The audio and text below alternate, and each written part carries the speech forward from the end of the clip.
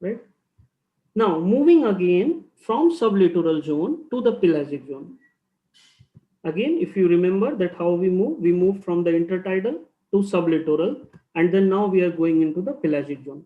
So pelagic zone can be called as the the biggest biome kind of, you can say, on the earth, because it covers more than 70% of the surface of earth. There are species diversity and richness that are mostly related to the physico-chemical and the biological processes. We will see some of that, some of those physico-chemical and biological processes today, and then in the later classes. Life in the pelagic zone is mostly sustained by the single-celled phytoplankton, okay, which is restricted to euphotic zone. Why it is restricted to euphotic zone? Because the name suggests it's a phytoplankton. So it's a plankton and doing the photosynthesis. That's why it is called as phytoplankton. And for phytoplankton to do photosynthesis, what you require? You require light.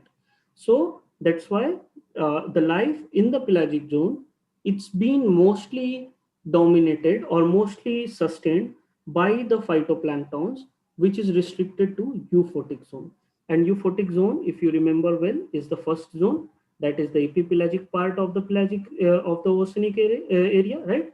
In the image also you can say this is the epipelagic zone, where most of the photosynthesis happens, and it contributes close to 40% of the global primary productivity.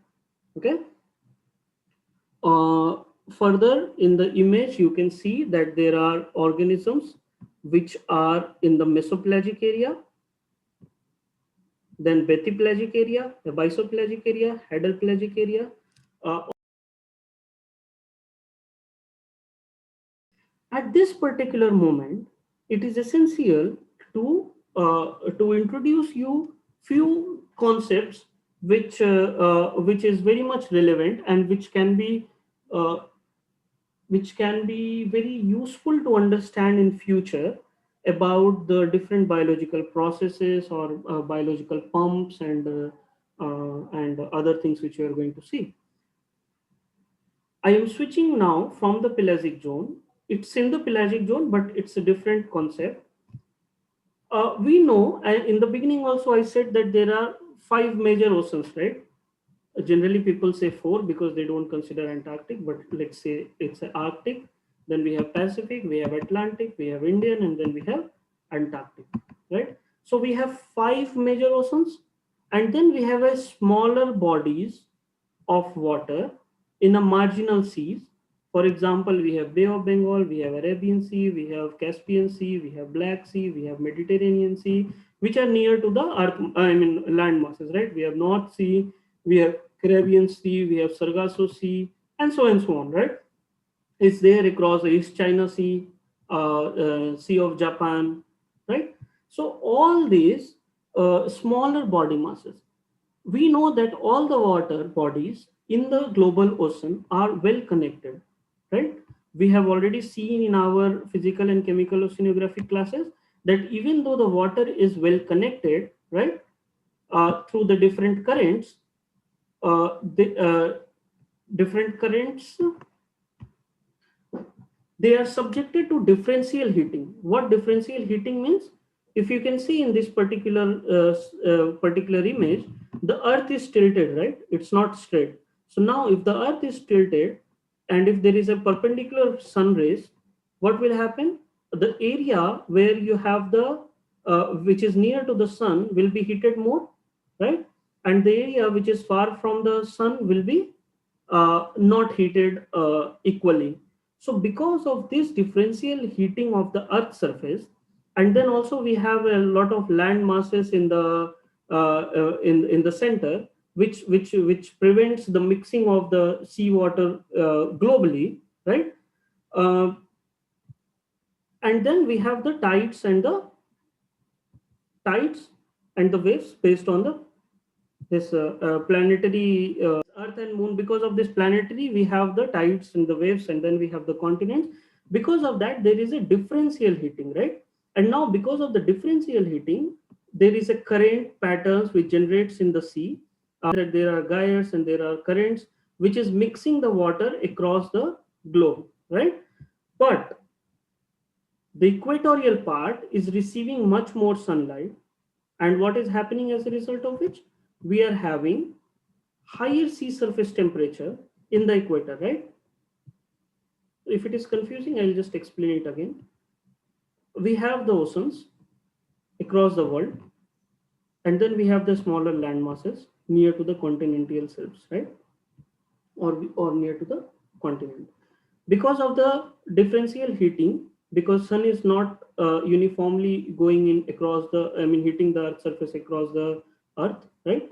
Because of that there is a differential heating, and because of the differential heating there is a current, and the whole water masses are linked. However, what we need to understand that the equatorial part, which is perpendicular to the sun rays, are getting much more solar radiations, and thus this particular equator, we also know that this is the having the high sea surface temperature. Now, based on this particular sea surface temperature, we can distinguish earth or the marine ecosystem into four, or not marine ecosystem, marine environment into four geographic zones. First is polar in the north and polar in the south area. Then we have the temperate zone, right, which is cold water, and then we have the tropical zone, which is the hot water, right? So what we saw that the earth is divided into four geographic zones because of the differential heating of the earth surface by the sun, since the earth is tilted, and these four particular zones are having different sea surface temperatures, right? We know that what we know that we have a more diversity in the near to the equator, right? From tropic of Cancer to tropic of Capricorn, because of the direct sunlight as well. However, when we say that there are four geographic zones based on the sea surface temperature, that's not the case when you are going further down into the deep sea. What I mean by saying that is that you have salinity. Again, an Arabian Sea is having different salinity, right? So now imagine if the Bay of Bengal and the Arabian Sea itself is having different salinity, then we have so many of the seas and the ocean at different latitude and longitude. The salinity is varying in the surface layer across the world ocean, right? However, if you go down, it's going after the intermediate layer, it is going constant, right? So there is a constant salinity. What we saw that salinity changes in the surface layer. Same thing is said for the temperature, because in the surface you have the higher temperature, right? I mean, yeah, higher temperature. And as you go down, it doesn't matter if you go in temperate or if you go in tropical or if you go in polar, there will be a thermocline layer, and after which the temperature is more or less constant to 4 degrees. So what we are seeing the pelagic water in the top portion is having a variable abiotic factors of salinity, of temperature, and now when the temperature is decreasing, the density will increase, right? Now, if the density is increasing, temperature is decreasing, and salinity is going constant, again you can see that after this intermediate layer, most of the variables are very much constant. However, it is not true when you are looking into the surface layer and the intermediate layer, right? Correct. So with this basis, we can again divide the pelagic water system into two parts, right? The one is one we can say it's a surface water, right, which is a well mixed water, and then we have a deep water below the thermocline, which is generally very stable. Okay, so we saw that even the pelagic sea, which looks very much constant, or which many of you would be thinking that it is having a different geographical zones, or in the based on the sea surface temperature, does have a difference in the water content. The upper layer below the, I mean above the thermocline, are surface wind mixed layer, because of the mixing of the wind, because of the sunlight, because of all other abiotic and abiotic factor, unstable. It is called as a mixed layer. And then below the thermocline, it is a deep layer, which is more or less very much constant, right? So this is one of the thing which I wanted to explain when we are looking into the pelagic zone. Okay, so now you know that the pelagic zone, the upper part is mostly a well mixed surface water, and the lower part it's a deep water masses, which is generally very stable in the abiotic and the biotic factor. Of course, I am not considering pressure at the moment. Okay,